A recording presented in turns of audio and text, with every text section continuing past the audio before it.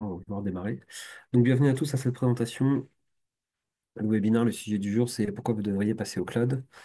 Donc, on va aborder trois grands thèmes. Le premier, c'est un état des lieux sur le cloud computing, une définition du cloud pour être sûr d'avoir tous le même niveau d'information. Ensuite, la distinction entre qu'est-ce que c'est qu'un cloud privé et qu'est-ce que c'est qu'un cloud public. Je vous donnerai du coup les 10 bonnes raisons de choisir l'hébergement pour le RP, hein. Il y en a beaucoup d'autres, mais on va se focaliser sur 10. Et on finira par la présentation d'Open Cloud, donc l'offre Orisha Construction, avec un focus sur justement le cloud public de AWS, de Amazon Web Services. Ok. Donc pour commencer, le cloud computing, donc c'est cet espace en fait qui est immatériel, hein, où on peut stocker différentes ressources et différentes données. Donc, il faut voir ça comme un ensemble de serveurs, hein, qui est disponible en ligne. Ok. Ils sont stockés dans des data centers qui, eux, les data centers sont physiques. Et ça permet de stocker notamment la logiciel ERP. On y reviendra après dans la présentation. Et quand on parle effectivement de ERP hébergé chez Oresha Construction, donc l'ERP OpenPro, on héberge uniquement le logiciel OpenPro, on n'héberge pas d'autres données ou d'autres applications dessus, c'est uniquement le logiciel OpenPro. Et donc, la distinction entre cloud privé et cloud public, historiquement, Ocha faisait et fait toujours aujourd'hui du cloud privé. Le cloud privé, ça veut dire quoi? Ça veut dire, j'ai un environnement spécifique, hein, avec un accès qui est entièrement isolé. Concrètement, c'est une salle blanche, hein, c'est des serveurs physiques qui sont dans les locaux d'Orisha Construction, sur lesquels on héberge des applications sur nos propres serveurs. D'accord? Le data center, là, il est encore aujourd'hui dans nos locaux. Et jusqu'à présent, c'était Orisha qui faisait toute l'infogérance, les sauvegardes et les mises à jour. Donc là, c'est comme ça que les premiers clients historiques de Orisha Construction, anciennement DL Negos, étaient hébergés sur nos data centers physiques. Et on est venu petit à petit à un autre hébergement, qui est aussi du cloud privé, chez un hébergeur privé, chez CIV, pour ceux qui connaissent, hein, dans l'est de la France. Et donc, les données étaient répliquées entre les locaux de Orisha Construction et CIV. Ok. Donc, il y a encore aujourd'hui une majorité des clients qui sont sur ce serveur, sur cette partie-là, hein, sur la partie cloud privé, puisque voilà, ça marche très bien, hein, ça a toujours bien marché, hein. Les data centers, ils sont chez nous, on a la main, on fait l'infogérance, on fait les sauvegardes, on fait les mises à jour. Donc, on a la main sur tout. Et donc, de plus en plus, on va sur la partie cloud public. Donc, il y a différents clouds publics, hein, ce qu'on appelle des cloud providers. Donc, c'est des gens qui mettent à disposition des gros acteurs de l'hébergement. Donc, ça peut être du Microsoft Azure, du Google Cloud Platform, IBM Cloud aussi fait son propre cloud public. Et donc, on a fait le choix, nous, de AWS, de Amazon Web Services. Juste pour vous donner un détail sur le cloud public, la différence entre les deux, c'est que les données sont hébergées pareil sur une multitude de serveurs, mais qui sont accessibles uniquement par un nombre déterminé d'utilisateurs, hein. Les environnements, ils sont partionnés et ils sont redistribués entre plusieurs clients. Et donc là, on arrive sur un volume de données qui est quasiment illimité, puisque contrairement au cloud privé, pardon, où on est limité par nos capacités de stockage par rapport aux machines physiques qu'on a chez nous, là, on est illimité dans le sens où on a accès à toutes les machines potentiellement que AWS peut nous mettre à disposition. Et donc, effectivement, là, on a un niveau de sécurité, de sauvegarde qui est bien supérieur à ce qu'on pourrait faire, nous, avec un cloud privé avec nos propres data centers. Ok. Il faut savoir qu'en fait, toutes les filiales de Orisha, aujourd'hui, hein, il y en a plus d'une vingtaine, sont toutes en cours de migration vers le cloud. Ok. Alors, il y en a certains qui ont choisi Azure, d'autres qui ont choisi AWS. On y reviendra après, hein, mais il y a aujourd'hui une soixantaine de clients qui sont déjà sur cette partie-là, cloud public AWS. On va peut-être arriver à une centaine d'ici la fin de l'année. Et la stratégie, c'est que d'ici 2025, à horizon de fin 2025, que tous les clients soient hébergés sur cette partie-là.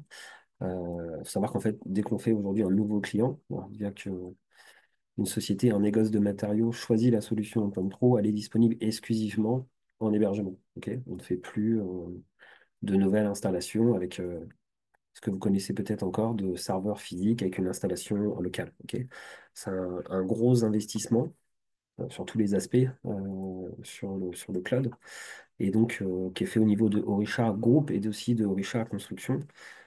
pour atteindre ce niveau de service-là qu'on a aujourd'hui dans AWS. Et donc, effectivement, il faut que la majorité, pour pas dire la totalité de nos clients, soit sur le cloud. On enchaîne sur la partie 10 bonnes raisons. Alors, les 10 bonnes raisons, la première, elle est assez simple, hein, c'est la réduction du coût au niveau de l'infrastructure, hein. L'investissement de départ, c'est plus, comme je disais juste avant, un serveur physique. Quand on voit les prix des serveurs aujourd'hui, c'est des dizaines de milliers d'euros. Il n'y a plus d'investissement aujourd'hui dans un serveur physique. On peut lisser ces coûts-là dans le temps. Et du coup, on n'a pas besoin d'avoir une ressource. Je parle d'une ressource en interne au sein du négoce. Pas besoin d'avoir une ressource qui est dédiée à la gestion de l'infrastructure, à la gestion de l'informatique. Et pareil, on n'a pas besoin de mettre à niveau la partie matérielle, hein. Quand on a besoin d'augmenter la mémoire sur un serveur, on a besoin d'aller chercher, de rajouter des bandes ou d'augmenter la capacité de stockage et de sauvegarde sur le serveur. Tout ça, c'est fini, puisque là, on est sur un data center au niveau d'AWS qui est quasi illimité. Et en fait, enfin, si vous avez besoin de place, on augmente la place un peu automatiquement cette partie-là. Ok. Il faut savoir quand même que voilà, le RP, ça reste un logiciel qui est complexe, dans le sens où il nécessite des grosses ressources en termes de puissance de traitement, de stockage, de bande passante réseau. Et donc, ça peut entraîner en fait une utilisation intensive sur les serveurs qui peuvent être un serveur local. Et donc, on n'a plus cette contrainte-là en faisant sur un serveur hébergé. Ok. Et pareil, on n'a pas besoin de mettre à jour le matériel pour répondre en termes de besoins pour le RP, qui peut être coûteux en termes d'investissement et de maintenance. Tout est fait là aujourd'hui dans le cloud. Donc, c'est complètement transparent pour le client.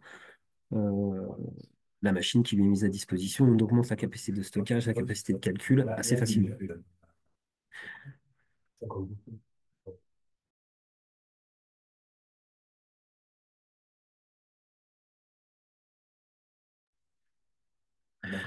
Ensuite, évolutivité sur l'infrastructure. Forcément, on finit, cette partie est fait un peu de palier. On est limité sur les capacités de la machine. L'infrastructure, elle s'adapte, elle évolue en fonction des besoins. Capacité CPU, capacité mémoire, la montée en charge. Et du coup, bah, forcément, on ajuste un peu en temps réel et automatiquement les ressources informatiques qui sont besoin pour utiliser le RP au quotidien.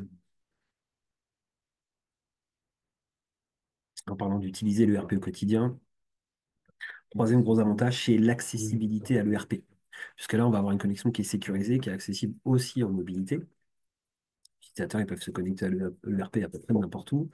On favorise du coup forcément tout ce qui est travail à distance, enfin, télétravail et aussi la mobilité. Et on augmente forcément la productivité et la réactivité en ayant un ERP qui est accessible beaucoup plus facilement.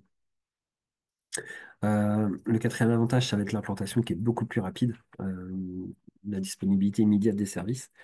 Pour ceux qui sont clients depuis peu de temps, ou en tout cas qui ont eu un déploiement récent ou une migration sur le cloud récente, vous avez pu voir que le déploiement est beaucoup plus rapide de monter un environnement cloud que d'aller installer le RP sur un serveur en local. Ok. Là, il y a plusieurs choses. Pas d'installation du logiciel sur les serveurs, la mise en place des sauvegardes, elle est automatique. Allez. Pour ceux aujourd'hui qui sont encore sur un mode client-serveur, donc un serveur en local, vous connaissez l'applicatif de OpenPro Backup qui va aller faire les sauvegardes de votre base de données, enfin des bases de données, hein, que ce soit OpenPro gestion commerciale ou la partie comptabilité. Là, la partie sauvegarde et redondance, tout ce qui est backup, là, c'est fait de manière automatique. Et du coup, forcément, les ressources qui sont mobilisées, elles sont moins importantes, ça on l'a dit juste avant. Je ne vais pas trop rentrer dans le détail, mais sur la partie sauvegarde automatique, il y a différentes redondances qui sont faites. Il y a plusieurs redondances, hein, pour les noms volontaires. En fait, c'est la création en fait, planifiée de plusieurs composants qui visent à sécuriser la partie serveur. Donc, il y a différentes redondances. Il y a une redondance fonctionnelle. Donc là, la redondance fonctionnelle, c'est tous les composants techniques qui sont faits en plusieurs exemplaires. La redondance géographique, forcément, où là, effectivement, les données, elles sont stockées à un endroit et répliquées à un autre endroit géographique dans le monde. Là, pour le coup, la plupart des données sont en Irlande. Et forcément, la redondance des données, puisque c'est des données qui sont mises ce qu'on appelle en miroir ou en parallèle. Euh, Là, voilà, j'ai trois types de redondance. Tout ça fait qu'on facilite aussi la partie mise à jour et maintenance. Ok. Les mises à jour elles sont beaucoup plus fréquentes et automatiques.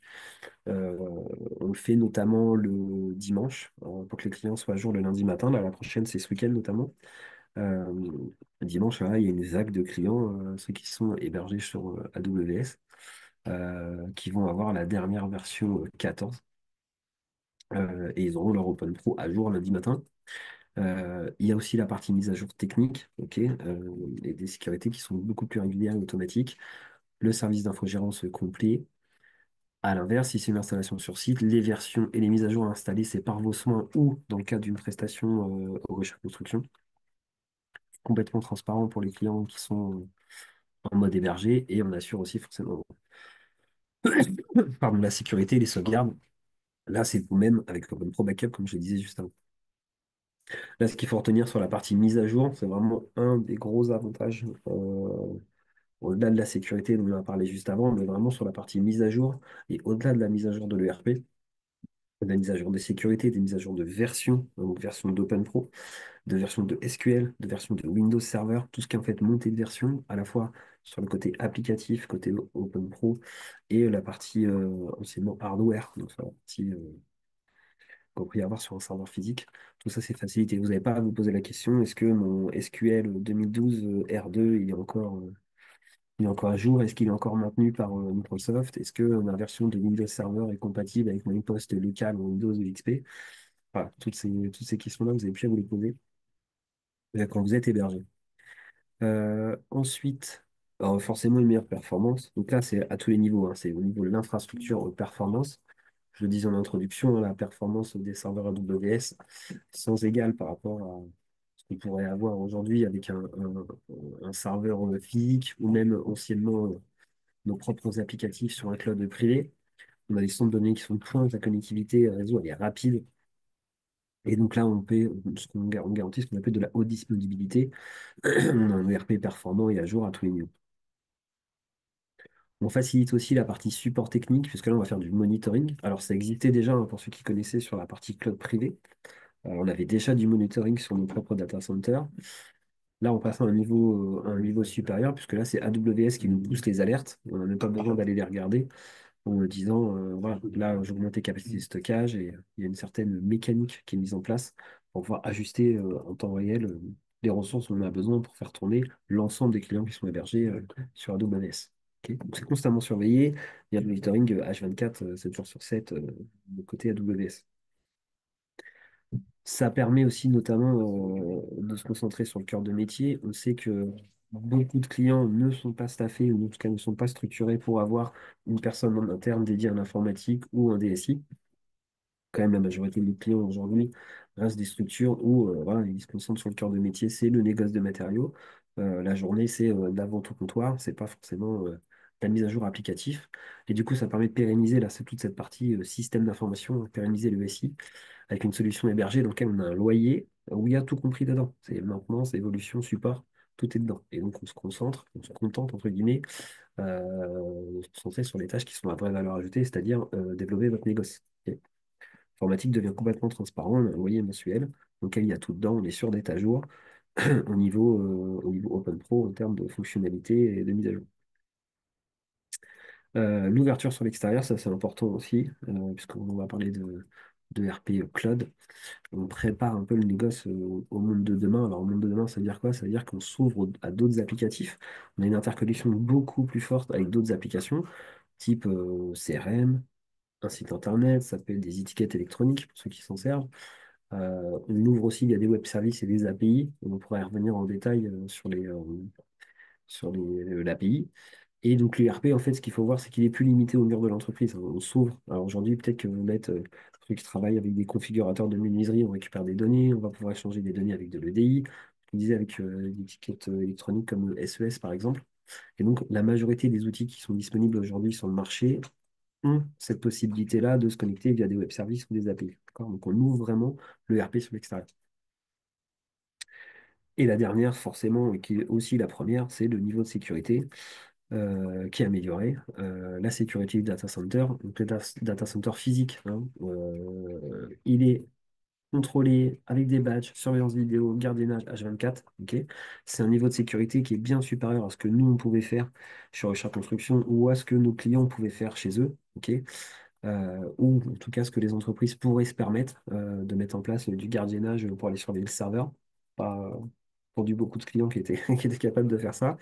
Il y a la partie aussi forcément incendie, on a la détection, extension d'incendie, des porte-coupe-feu, détecteurs anti-fumée, tout ce qui va bien. La partie électrique aussi, quand on parlait de redondance des données, il y a aussi redondance de la partie matérielle, hein, double alimentation électrique, des onduleurs, des groupes électrogènes, une salle de réseau jumelle pour prendre le relais. En fait, il faut savoir que les fournisseurs de services cloud, AWS et d'autres, hein, mettent en place en fait, des mesures de sécurité qui sont très avancées. Et il y a des normes, hein, notamment la norme ISO 27001, pour ceux qui ça parle, où là, on a une sécurité avancée, sauvegarde régulière pour protéger les données. Et il y a la partie logicielle, forcément, où là, les sauvegardes et mises à jour, c'est plusieurs fois par jour, qui est stocké dans un autre data center. Ok. J'en ai des exemples, par exemple, de clients qui ont été crypto-loqués, en tout cas qui ont été bloqués. Si ça vous arrive sur un serveur physique, ça peut vite être une galère. Demain, là, ça vous arrive sur, imaginons, ça arrive sur un serveur hébergé. On coupe la machine, on en remonte une autre, et c'est comme si c'était jamais arrivé, en fait. Ok. On kill la machine, on démarre sur une autre, on perd rien, en fait. Contrairement à une infrastructure qui pourrait être en local, qui a des soins trop exposés, en tout cas avec la partie trop exposée avec des trous de sécurité. Ok. Ça n'arrive pas, ou en tout cas, ça n'arrive plus euh, sur des environnements qui sont hébergés. Un focus quand même sur le choix d'AWS, qui est important. Pourquoi on a choisi, en tout cas chez Richard Construction, AWS? Bon, c'est Cloud qui est leader, hein, ça, c'est le numéro un mondial pour le coup. L'environnement, c'est celui qui est le plus flexible et qui est le plus sécurisé à ce jour. Ok. On est 17 ans d'expérience pour des millions d'utilisateurs de AWS. Et une chose qui est importante aussi, c'est une bibliothèque de services. Alors, qu'est-ce que c'est qu'un service chez AWS? C'est un ensemble d'outils qui sont mis à disposition de nous, éditeurs de logiciels, et du coup derrière de nos clients. Ça peut être du calcul, du stockage, de la base de données, de la mise en réseau, de diffusion de contenu, des outils pour les développeurs, des outils de gestion, des outils d'analyse, de monitoring, des services applicatifs, de la messagerie, du streaming de bureau. Il y a toute une partie IoT, Internet des objets. Il y a du développement de jeux. Enfin, il y a un peu tout. On va voir juste après quels sont les outils qui ont été choisis et quels sont les rapports avec le RP. Il faut savoir qu'aujourd'hui, c'est 165 services et ça augmente encore les bibliothèques de services. Du coup, dans OpenPro chez AWS aujourd'hui, c'est la base SQL qui est managée, un taux de disponibilité de 99,5%, des applications qui sont bunkerisées et la mise à jour et les sauvegardes qui sont facilitées puisqu'on va aller sur AWS, comme je disais juste avant, où on met à jour régulièrement nos clients. Ok. Concernant la partie service, on a différents axes de développement chez Richard Construction et sur OpenPro. Il y en a plusieurs, hein. La partie IA, donc intelligence artificielle, travaille sur la partie chatbot, faire aussi des commandes fournisseurs qui sont prédictives avec les outils d'AWS. Il y a toute une partie BI, donc Business Intelligence, la partie reporting et tableau de bord. Ça, c'est des outils pareils qui existent déjà dans OpenPro, hein, euh, et qui sont aussi disponibles dans AWS, qui sont des produits web, bien évidemment. Et il y a une partie qu'on a le plus travaillée, en tout cas qui est la plus prête à être disponible, qui est la partie stockage de documents, avec toute une gestion documentaire. Alors, documentaire, ça peut être des fiches produits, des fiches techniques. Euh, je vais revenir juste après. Qui est un outil effectivement d'AWS qui est mis à disposition dans le cadre de la bibliothèque de services pour nous, éditeurs de logiciels. C'est un des premiers outils qui est disponible directement dedans. Alors, ça veut dire quoi disponible directement dedans? Ça veut dire que les clients qui sont hébergés avec AWS et qui sont en V14, voire même en V15, vraiment dernière version d'OpenPro, ont ces outils-là. Et à l'inverse, ceux qui ne sont pas hébergés, qui ont encore un serveur en local et qui ne sont pas dans la version, n'auront pas accès à cet outil-là. Et n'auront jamais accès pour le coup. C'est-à-dire que ce sont des outils et de plus en plus les développements vont être comme ça. Les évolutions fonctionnelles et les évolutions techniques du produit OpenPro seront quasiment exclusivement disponibles dans ce mode-là. Ok. On a déjà commencé à faire plusieurs développements, à mettre à disposition plusieurs outils. Et ils sont pour l'instant réservés, et ils le seront de plus en plus réservés aux clients qui seront dans ce mode-là. Un focus quand même sur la gestion documentaire. Il y a plusieurs choses dedans. Il faut savoir, alors, stockage de documents, on n'est pas loin d'une GED hein, sur la partie partage de documents, partage d'informations, de fiches techniques, de fiches produits, de notices. On a des liens avec le site internet, par exemple, et on a surtout les nouveaux écrans. Alors, pour ceux qui ont déjà assisté à quelques webinars, ont déjà vu ce qu'on appelle nous le reskin. Donc, c'est remettre les écrans d'utilisation d'OpenPro au goût du jour dans le sens web et aussi aux couleurs de Orisha. Là, je vous en mets deux. Je ne vais pas trop rentrer dans le détail parce que on a fait enfin, on a fini de faire tous les écrans, mais ça, c'est juste pour vous dire que la partie stockage de documents, c'est le premier outil qui est disponible en version 15 d'OpenPro, reskiné, c'est-à-dire avec les nouveaux écrans, la nouvelle ergonomie Orisha, et disponible dans le cloud d'AWS, puisque c'est un outil d'AWS qui est derrière. Ok. On va commencer là les premières installations auprès des clients qui l'ont demandé. Il y en a déjà même qui ont eu des démonstrations de cet outil-là sur ce que ça peut faire et en quoi ça peut répondre aux besoins.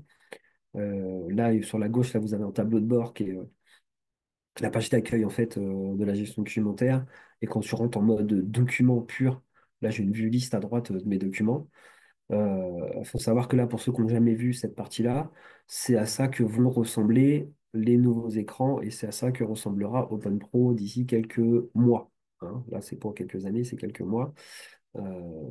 Sûrement l'année prochaine, là, avec voilà, quand vous aurez OpenPro, ça ressemblera à ça. Ok. Je finis, puisque je vois que M. Tissot a déjà des questions sur la partie coût de migration, le cloud, le périmètre, la différence entre local et cloud. J'ai bien vu votre question. Alors, je vous laisserai voir avec votre commercial préféré pour voir à ISO périmètre par rapport à chez vous le coût d'une migration. Mais je vais quand même vous donner un premier élément de réponse sur l'offre Open Cloud, qui est un abonnement à l'utilisateur. J'ai déjà introduit ça tout à l'heure. L'abonnement utilisateur, il comprend plusieurs choses, l'assistance, la maintenance, le droit d'accès au logiciel hébergé, les mises à jour qui sont facilitées. Là, je vous disais, on fait une mise à jour dimanche, lundi matin, les clients hébergés seront à jour, des sauvegardes qui sont automatiques et la supervision 7 jours sur 7. Ok. Il y a plusieurs possibilités, il y a plusieurs modes de fonctionnement. On sait qu'aujourd'hui, les clients qui ont un serveur en fin de vie, qui ont une ligne Internet qui est stable et chez qui on a déjà fait des diagnostics par le service technique, enfin, tous les feux sont ouverts pour pouvoir migrer. Mais il faut quand même pas trop tarder, même si c'est pas le cas, même si vous avez un serveur qui est pas si vieux que ça, à commencer à regarder comment se passe l'hébergement. Effectivement, comme posait la question de M. Tissot là, de quels seraient les coûts d'hébergement, quelle serait la migration à isopérimètre par rapport à ce que vous avez, commencer à se renseigner, puisque je disais, de plus en plus, on y va fortement. On a de plus en plus de clients qui y sont. Et comme je disais en introduction, nous, le but, c'est que tous les clients y soient, à plus ou moins court terme. Les outils qui seront disponibles, voilà, si vous ne voulez pas rater les dernières nouveautés, la dernière ergonomie, etc., il faut y être, en fait. Voilà, si vous restez en V12 ou V13 avec un serveur en local, vous prendrez du retard. Enfin, vous êtes déjà en retard pour le coup. Vous êtes en retard parce là, aujourd'hui, on est en V15 hébergé AWS avec les nouveaux écrans. Vous êtes déjà en retard. Un dernier slide pour résumer et on va pouvoir en terminer. Je regarde juste sur le timing. On est pas mal. Des coûts qui sont maîtrisés, pas d'investissement. Niveau cycle serveur, pas de ressources informatiques à allouer, c'est-à-dire chez vous, un négoce de matériaux, pas de ressources en interne à dédier à l'informatique. L'abonnement, il est mensuel par utilisateur. La maintenance et les mises à jour, elles sont facilitées. Maintenance des systèmes, maintenance et évolution des serveurs, montée de version OpenPro. Sécurité, hein, ça c'est le numéro un. La sécurité renforcée, environnement dédié, qualité d'infra et niveau de sécurité qui est optimal. Hein, AWS numéro un mondial, c'est ce qui se fait de mieux sur le marché. La tranquillité au niveau des données critiques qui sont sécurité, donc vos données, une meilleure flexibilité en cas d'évolution. Évolution d'entreprise, c'est-à-dire recruter de nouveaux collaborateurs ou un nouveau dépôt, racheter un concurrent. C'est beaucoup plus simple, c'est facilité puisqu'on a juste, entre guillemets, un environnement à monter cloud. La partie sauvegarde des données, elle est forcément assurée. Au niveau des performances, bah, on a des mises à jour qui sont constantes, les composants de l'infrastructure, avec la compatibilité logicielle. Hein. Au niveau, je disais tout à l'heure, SQL et Windows Server. L'infra adapté et configuré selon vos besoins. Et la partie assistance, pardon, avec un service technique qui est réactif et un monitoring, une surveillance qui est constante. J'en termine dessus pour vous donner une information sur le prochain salon qui s'appelle Batimat, qui aura lieu à partir du 30 septembre. On sera présent, dans lequel on va pouvoir faire des ateliers. Moi, je serai présent notamment le mardi matin, enfin, je présente toute la semaine, mais mardi matin et mercredi matin. Je fais différents ateliers sur la REP notamment et la logistique.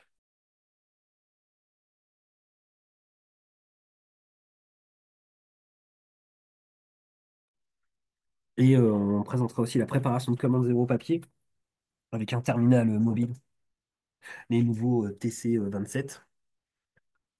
On verra aussi la gestion documentaire et quelques écrans V15.